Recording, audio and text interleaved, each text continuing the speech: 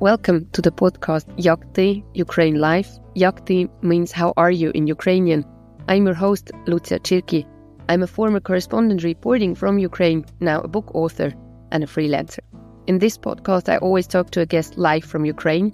The goal of this podcast is to give people in Ukraine the opportunity to talk about their experience of Russia's war against its neighboring country. I'm more than delighted to welcome today's guest on the show, Olga Guzhva. Hi. Hi. Olga is documenting war crimes committed by the Russian army in Ukraine with international journalist teams. She's herself a frontline journalist. Olga Guzhva was a country project officer at the Institute of War and Peace Reporting. Before Russia's full-scale invasion, she lived in the northeast of the country, in Kharkiv, but now she is with her family in Lviv, a city in the western part of the country. Thank you so much for being with us today. Today's episode focuses on your work. Olga, you work as a journalist during the past 1,000 days already of Russia's full-scale invasion, and your aim to do even more than documenting war crimes committed by the Russian army against Ukrainians. But before we talk about your work and your plans and ideas for the future, I would like to ask you the question I ask everyone invited to this podcast. Yakty Zaras, how are you right now? Okay, thank you. It's really very hard questions, and I don't know what to say about. We are still alive. I am still alive. I'm just alive from the massive air attack. We do not have such big shooting in Lviv, but in the other city we can see a horrible picture of what happened during this couple of days. A lot of civilians killed, injured. Universities and private residential houses destroyed. So it's a very hard question now. We are still alive and we are still able to resist. Thank you so much for answering even hard question on this podcast. Olga, you have been working with many different international journalist teams in Ukraine. Can you tell the audience briefly how you ended up doing this job? Okay, thank you for this question. My life divided into two parts. First part before and after huge scale, the second after huge scale escalation. Before that, I work at university and do like a staff, like a faculty of the university and run a lot of different projects. I also work with a journalist, an international one, and run a lot of international projects connected with how to highlight war since 2014, because this war started not in 2022 but 2014, and this is very important to aware how long this period lasts for Ukrainian. But of course, the huge scale escalation is more violent and more visible for all the others. So I started to work with the international team in January of 2022, and the first shelling we experienced in the end of the January. Then we was in Lugansk and Donetsk region, and after that I decided I just recognized that I don't have any choice. I need to be present here because I am not only work like a journalist. I work like a local producer, and this work is very important because you are eyes and everything for the international journalists that do not know nothing about the context, how to get a permission, how to talk with the people, how to find a contact, and so on.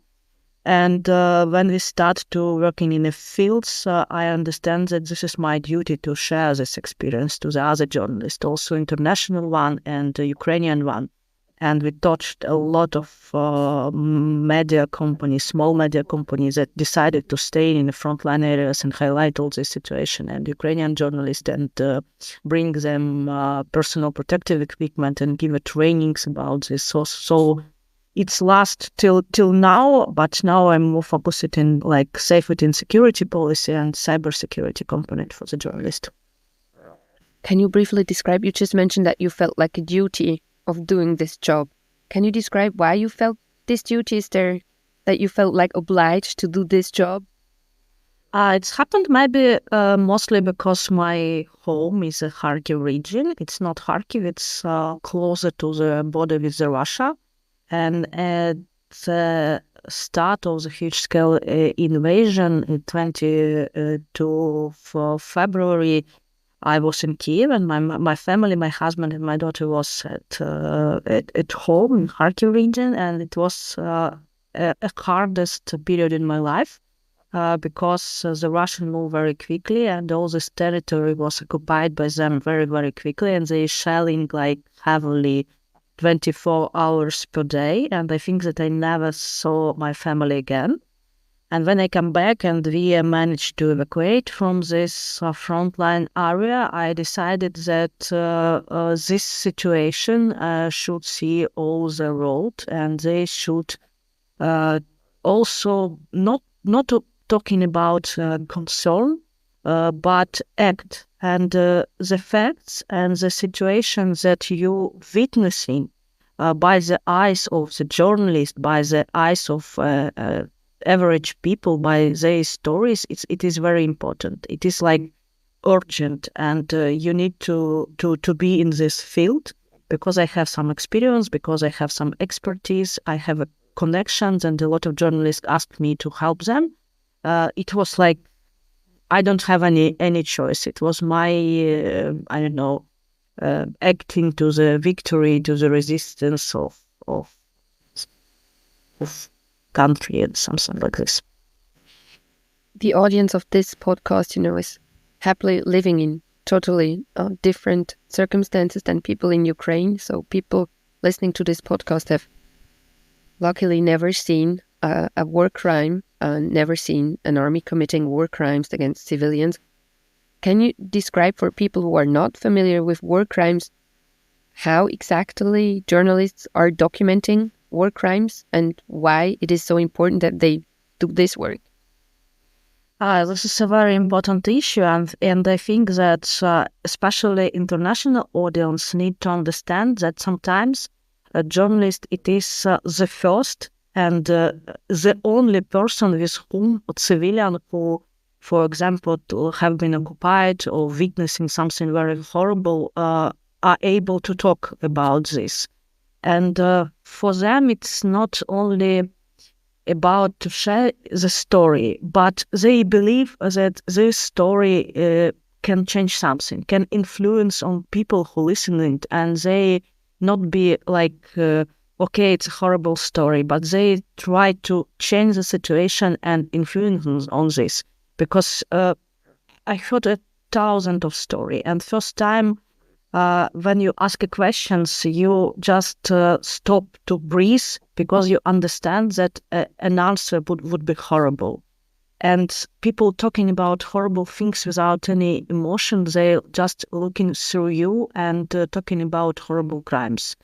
And at first time, you even deny to believe that the other human beings could do this with the humans, with the children, with the women, and it's genocide of the nation. It's not a war with some rules, and when the military combat with military, it's against the humanity. It's against the main values, and yes, and if you do not like this, it is normal that this story frightened you very well, but you need to act, not to see the story anymore, not to continue the story, to do something, to ask your politics to influence on this situation, to make the story more public, because it's not only about Ukrainians, it's about the humanity and the international safety, and about how the other country can commit a crime publicly, and nobody cares and nobody can stop this country. Why is it so difficult, like after having documented war crimes and after, so many proofs were found in Ukraine that Russian soldiers committed war crimes? Why is it so difficult to bring those people that have committed these war crimes to justice? What is your experience? Why is it so difficult? Oh, it is difficult. It depends of what we mean. If we want to see, for example, Putin in a court, it's the one case, and it is really very difficult, and we need to do cooperatively, like internationally, some things, and we're talking a lot about international tribunals and importance on this, and we have like a lot of cases, like Slobodan Milosevic cases, and so on, and we need to move in this area. But if we talk about like average soldiers that committed a crime, we have a lot of evidence, and the only thing is to find these people and to bring them to the court, because a lot of even journalists do very important work to identify the criminals who committed some crimes, because sometimes they use TikToks to just show how they, I don't know how to describe this situation. So they do not hide their crimes. They talk publicly about this because for them they are hero in their friends and community, and even some relatives said, "Oh, okay, do something to the Ukrainian, do something bad to the Ukrainian." But in general, we need to be united in this area and understand that all these cases, we have more than 1,073 cases. It's a lot. We need to make them working to put this person in court, because this is our responsibility for people who have been killed, who have been tortured, and who never see this in their real life. But this is our duty also, and our responsibility for this. When came the moment for you personally? I remember talking to you when we first met in Vienna a few weeks ago, that you told me that you would like to do more than documenting war crimes, that there should be more done. When was the moment for you personally that you have decided, so there should be done more than just like the documentation of war crimes? When was that? Do you remember that? You see, it's like a very complicated emotionally situation, because when you, for example, come back to the same liberated villages and see the same people who you've talked, for example, 6 months ago or 1 year ago when it was liberated, and they talk with you and talk about the cases of they witnessing about the crimes, how the Russian tortured their neighbors, or how they killed the neighbors, or about the collaborators who collaborate with the Russians, and they have hope, and they talk about this with you like a journalist, not only to highlight the situation, but they believe that something happened, and something the criminals will be punished. And when you come back for some period to the same village and saw this eyes again, and saw these people, and they a little bit demotivated and desperate, because nothing happened. They are shelling every day. The flying aviation bomb destroyed their houses. The Russian continue to kill civilians, their neighbors, their friends, and so on, so on. So this is like unfair situation without any solution for them. And you feel guilty because you talk about this publicly. You do what you can. You documentate in all this. You cooperate with profile departments and with organizations who collected this evidence. But nothing happened. And this is really very bad situation, and also for the journalists and for the activists who work in this area, and they only collect and heard these horrible stories and didn't see or observe how it could be change the situation. Of course, there are some changes. We should be like absolutely clearly that there are some changes. There are some positive changes. We do a lot. We make a capacity.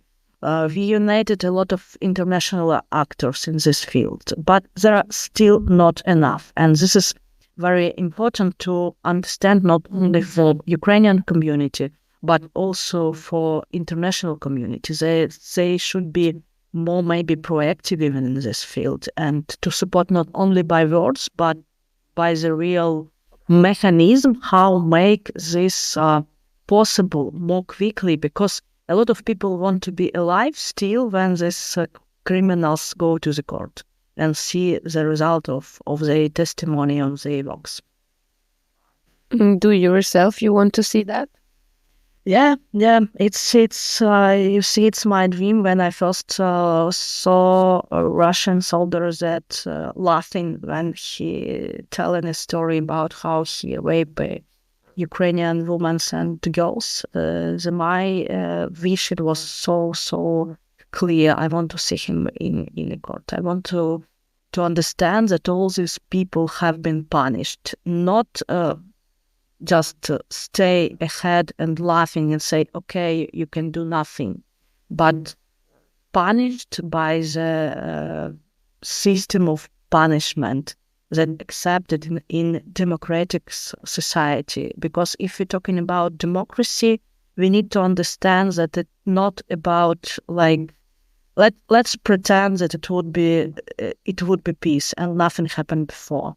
It's not about forgiveness. It's about justice, and justice, it's about punishment for the crime, not for ignorance and pretend blind that you do not see that someone killed a lot of another people.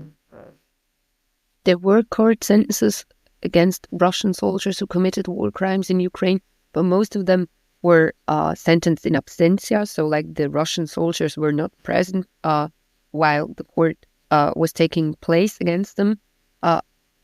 What's your opinion on these court sentences, against Russian soldiers who have committed war crimes? Would you say that these sentences at least change something? There's a little bit of justice restored, or how would you, consider them? Yeah, I think it is at least something. It is a small drop that gives us beliefs that we do something like physically too, not only talking about this, but we already punished and have this court decision about these crimes.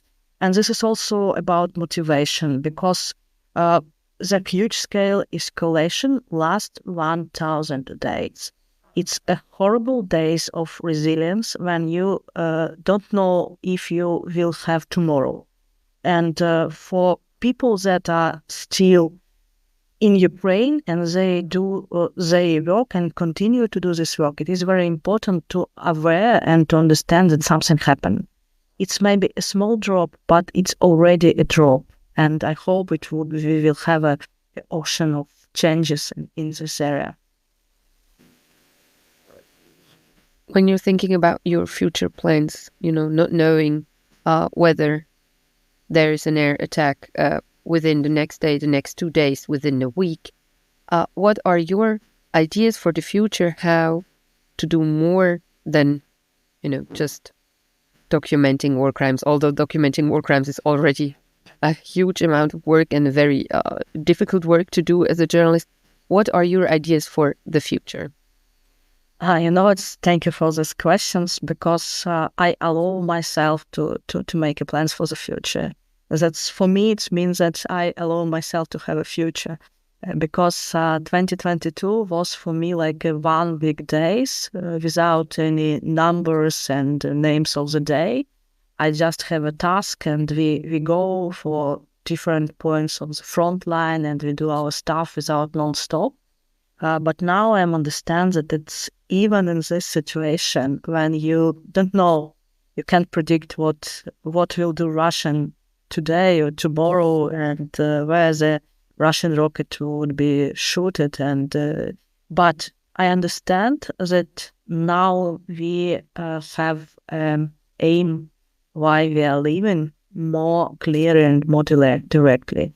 And I think that documenting of war crime is one day stopped, and we will think about our rebuilding and resocialization and about even rehabilitation of our society, of our combatants, of their family, and to create a more stable and more strong society. And now I want to say that I'm very proud that I'm Ukrainian, because it's allowing me to talk about this everywhere, and to proud, like sincerely proud that I am Ukrainian and I am resist 1,000 days of during huge-scale escalation. So the plans for the future are now concretely that you want to be more active in cybersecurity, as far as understood you correctly. Can you tell us more about that? Yes, I think that the plans a little bit refocus. I don't think it's changed like particularly, but refocus, if we're talking about the resilience, so the cyber resilience, it is very important, and it's important for organization and for personal, because if we're talking about the journalist in general, cyber resistance is about the ability to be more professional and to more sensitively talk about even war crimes, about the criminals, to protect themselves and to protect their sources, and to more professionally and more quickly identify the criminals. So it's like a complex story about this. And also, if you're talking about how the Russians combine cybersecurity attacks, AI technology, and disinformation, fakes, misinformation, propaganda. So they split all this together, and we have no choice. We need to orientate good in this issue, and we have to be protected, because if small vulnerabilities make a big crimes and make a big attempts for Russian. And Ukraine now, it's a big lab where the Russian tested everything. So we need to understand how it's happened and how to easily protect, because easily steps can protect you very good. For example, two-factor authentication. It sounds everyone know about this, but how many person have this on their gadget? This is the issue. So we need to be more protected and more resilient in this issue. Would you say that there is still a huge gap, or still a lot to know for Ukrainian journalists, or what is your experience, like talking to Ukrainian journalists? I think it's still a big gap, not only for Ukrainian journalists. It's like average attitudes. For example, I talked a lot with also international journalists, and they divided like, okay, in my professional fields, in my work computer, I didn't use, for example, Telegrams or Viber or non-licensed application. But, for example, for my personal use, I can allow myself to use this kind of stuff. And this is not about the cyber safety and security. That's about double standards that make threats and make challenges and make a double risk for the professional activity of the journalist. And this means that we need to form a culture, and we need to form an everyday practice and make behavioral changes. This is not so easy and not so quick, but when we talk about the zero trust concept, it means that you evaluate like suspicious everything that you are working with, and you double check it. And of course, in situation with Ukrainian journalists, they are more vulnerable because the situation you are at the risk all the time is a different kind of risk. Physical safety and security, emotional, and of course, cyber. It looks like, oh, come on, it's not hurt me, it's not kill me at the moment. But in general, it can cause a lot of problem for the media organization and for the journalist personally. Can you describe briefly for people who are not into cybersecurity and are not working as journalists, what could be the risks? So why is it, especially for Ukrainian journalists, very important to know about cybersecurity and to take as many possible security measures they can? Okay, first, it's that the journalist personally and organization can lose their resources, like Facebook pages, different accounts in social media, in messengers. Their site could be DOS, and they can lose some information. If, for example, it could be used combined technology, so the Russians could put on your site some fake information and share this information from your site, or can use spoofing, for example, copy your site it would be looks like your media site, but it would consist of fake information. Why this is matter? It's issue about the trust. The Russians understand that the media and the journalists do their job pretty well, and the people trust them, and they like a testimony worldwide about what happened in Ukraine. So for them, it's very important to delete all this issue and to make hurt to the reputation of this media. The second is safety of the personally of the journalist and for their sources. For example, if the contact should be stolen from your telephone, from your messenger chat, it's a very simple things. For example, you can check how many device is connected to your phone, to your Telegram channel, or to your WhatsApp channel.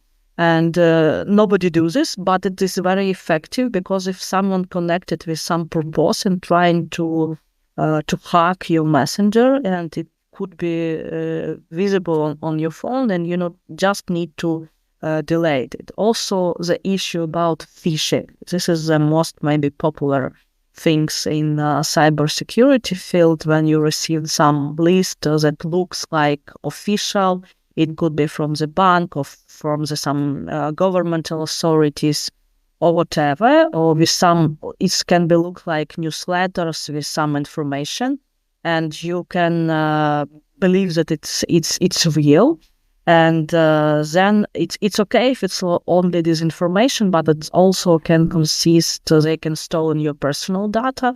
For example, they can ask you to put your card numbers or your personal emails and parole of this mail. So it is very dangerous situation.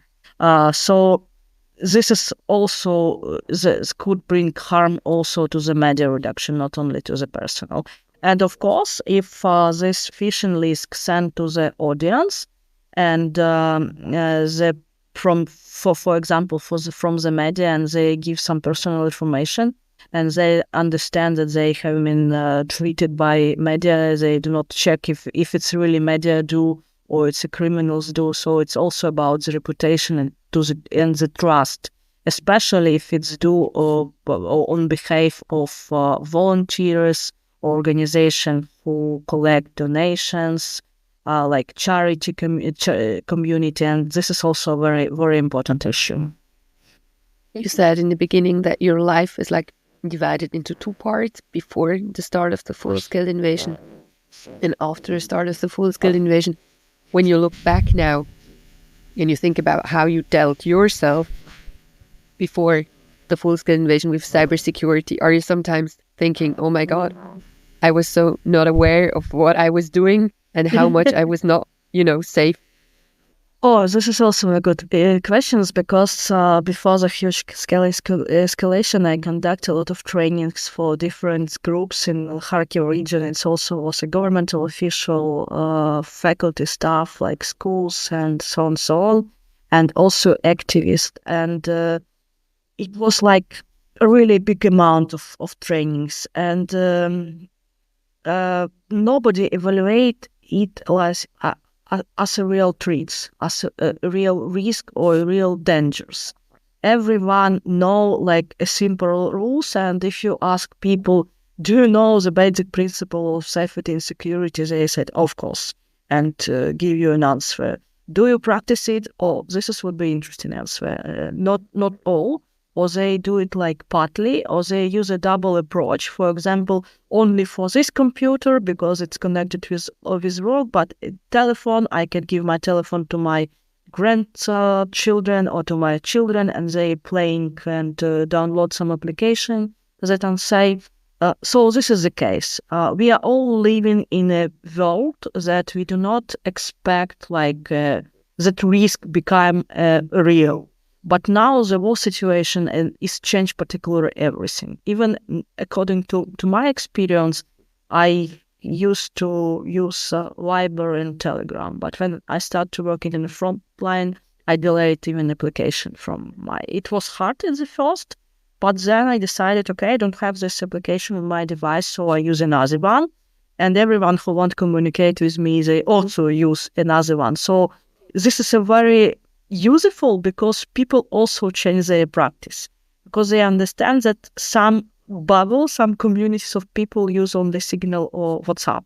So if you want to communicate with them, you need to download this application.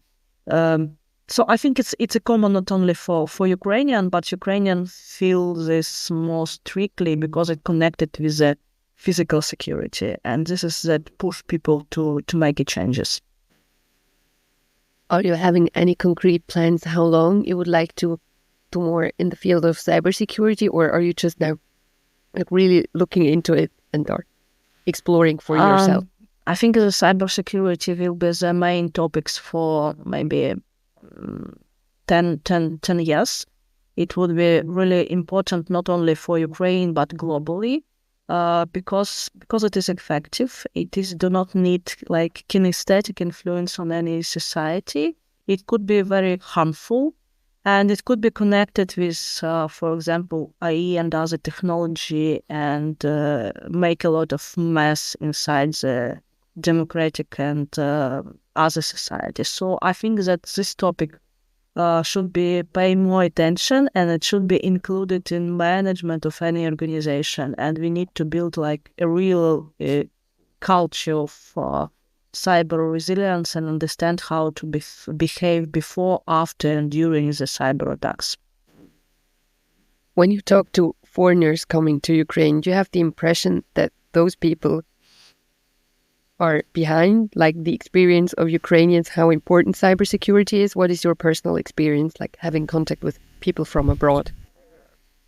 I think that they behave like average people, like average civilian people, except if I work with military journalists, they behave differently because it's like protocols of their professional ability and duty. But the other journalists, they do not see the connections between if they do something, for example, put some information or some documents in telegrams, what should happen. There are nothing like that can cause harm to national security of any country. But in the situation of war, any information could be used by the enemy, and we need to understand that even if we think that nothing interesting in this information, nothing interesting for the enemy, they can use it, and they can use it against you. So this is very important to explain the international journalists that they should behave as the risk is as real as they can imagine. And do you feel yourself a little bit paranoid sometimes when you explain to people not familiar with the context in Ukraine that they need to be aware of dangers basically everywhere? Yeah, sometimes it looks like you are very suspicious and you try to avoid everything, and you are talking about everything. It's maybe looks strange, but what I used to do, I just make cases and making examples. And like if you're talking about the scenario and talking not only, oh, command, do not do this because, but you say, okay, we have a set of risks. Let's see what will happen if we continue to use, for example, such kind of messenger that we use. It is okay if you accept this risk, and if you accept the circumstances, and if you accept the scenario that you should do if this risk is happened, okay, you can use it, but I don't. So if you need to communicate with me, you need to use this one. And this is usually works because this is rationalize your behavior. You talk not emotionally, and you do not look strange. And I conduct a lot of training about cybersecurity to the journalists. So it is absolutely practical without any emotions. And when you show the case, how it can be used and what kind of scenario Russian used, it's impressed. And people say, okay, we never think about this, that this is simple things can be used like this. So this is the issue. Can you use one example here as well? where cybersecurity, a basic rule, was not respected and it actually was misused by the Russian army for their purposes? The first, maybe it's about the messengers, the unsafe messengers that also Ukrainian military used to use. It was like Vibers and so on, so on. And the case that they can use it to even hack, for example, the Signal or WhatsApp messenger, or to track the information in this messenger. That means that even if you use it's about this double standards approach. For example, you can use Signal for working communication, but have Viber for a chat with your grandma on the same telephone, on the same device. And this is also unsafe. And this is maybe the most common issue for today, because I think that almost everyone know about the unsafe issue and how it could be used, and a lot of talking about this, and even the most wave of disinformation share via this messenger. But this double approach, okay, I don't do something wrong, I'm just talking with my grandpa. But this is the risk. If you use your messenger to talking with your grandma, the grandma may be used by criminals as the easiest way to hack all your other messengers. How do you work as a journalist, when you're limited, when you try to reach out to people? It's not just one thing that people would like to reach you, but when you are trying to contact someone and these people are only using these kind of not safe channels, how you get in contact with them as a journalist? What are your workarounds? In this case, I recommend to have a separate device that have only this messenger, do not have your personal account like Google accounts, mails, and other main messengers. So one phone, other number of phones, and only one messenger. But this is also unsafe because it could be tracked. For example, we know that Viber can share your geolocation even if everything is switched off.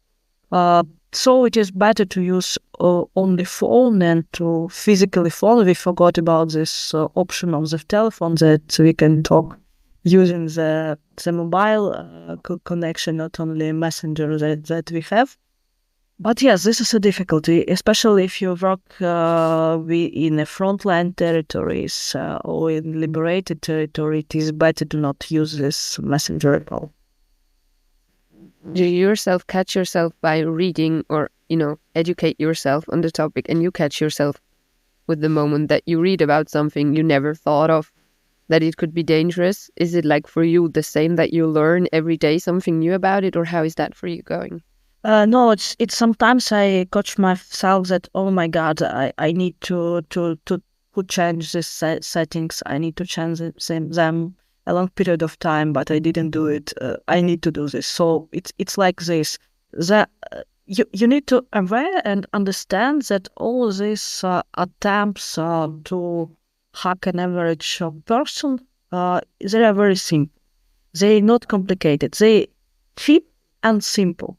So they do not invent some big technology. They do not need to have access to. They use a very simple things. If you are not protected, they hack you, and they'll see if the information that you have, it is useful. And you need to aware that if, for example, Russians want to hack you or your organization, you have no choice. They do this. They can invest in this money, resources, and nothing can protect you for 100%. But the resilience and the awareness of cybersecurity protocols and rules give you ability to work and to recover after this, and to continue to work professionally in the field. This is the difference. This makes sense, because if you are a target, you have been hacked. But the questions, if you have your archive, or if you have still have access to your websites or Facebook pages or your accounts, it's an issue about your protocols or what you have been done before. or you haven't done. Have you wondered whether you have been hacked in the past and you might never? Yes, I have such kind of caught it? experience. Yes. I would not to talk maybe in detail yet, but I have this despair, and I feel it in my own. And I've not been protected properly at this period of time. This happened at the start of 2022. And yes, it is harmful, and it is. I'm still feel the what happened, how it can cause to my even professional activity. We're now today, when we're recording this podcast episode, like the full-scale invasion is already going on for 1,000 days. Looking back on these 1,000 days of the full-scale invasion, does it feel for you like 1,000 days, or is it for you personally more like 1,000 years? It's again a very hard questions because for me it's feel like a different life, like a long different life, and I feel like a different person that at once lost everything, and start to live again, and start to find again senses of you living, and to rebuild everything, to build your reality from small pieces. But these pieces are different. They are not that you have before, because they totally destroyed by Russian weapon, like physically. My house is destroyed, and this area it's a frontline now, and it's very strange feeling, because you understand that you are strong, and you are strong inside enough to resist and to build something. And it's very hard to do simple things like allow yourself to live, allow yourself to be happy, allow yourself to make like everyday small happy things like breakfast with a family, because it's so unique and it's so harmful and it's so unstable in this reality that you even afraid to breathe, because you think that it could be disappeared in one moment because of some air alarms and air attacks and so on. And this is a particular different life during. I can say that it's all days would be the same, because I have a part when I work in a front line, and it's particular different life and particular different persons that have a horrible experience, but very vulnerable for me experience. And it's really changed a lot of situation in my life now. But yeah, it's look something like this. Olga Guzhva, thank you so much for being guest on my podcast today, and I'm 100% sure that you can be proud of yourself, of what you've achieved during the last 1,000 days and what you're still going to achieve. Thank you so much. Thank you. Thank you for the invitation.